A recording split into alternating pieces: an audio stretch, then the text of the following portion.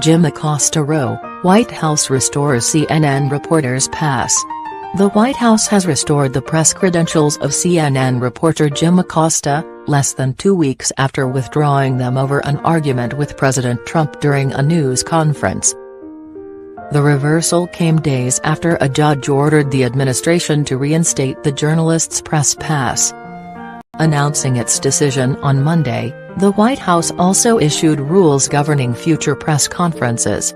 These include allowing only a single question from each journalist. Follow-up questions, the White House adds in a letter to Mr. Acosta, will only be allowed at the discretion of the president or other White House officials.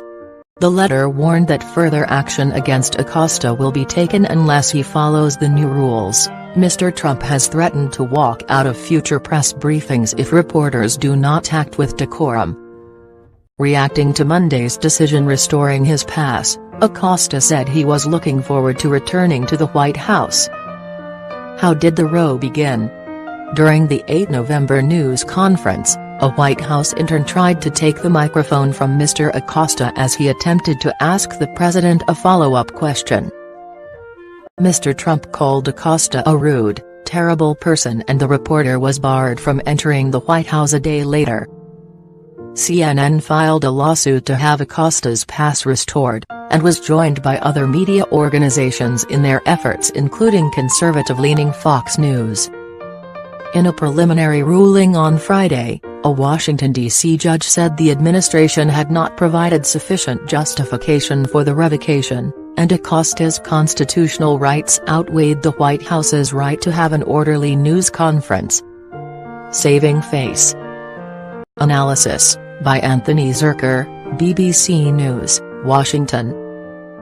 With the tone of a not angry just disappointed parent, Press Secretary Sarah Huckabee Sanders has issued a series of rules she says will outline acceptable reporter conduct.